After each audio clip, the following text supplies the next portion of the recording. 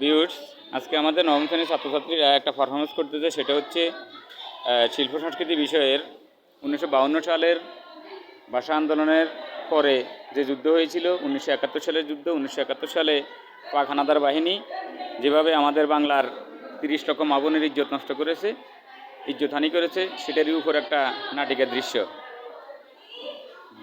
हमारा प्यारा पाकिस्तान, हमारा प्यारा पाकिस्तान, ओए दरवाजा खोल खोल रे बाबा।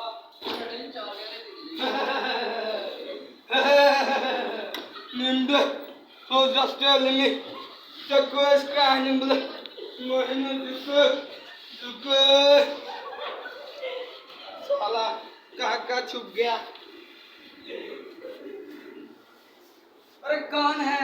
अरे लड़की है। ओए लड़की बाहर आ जा।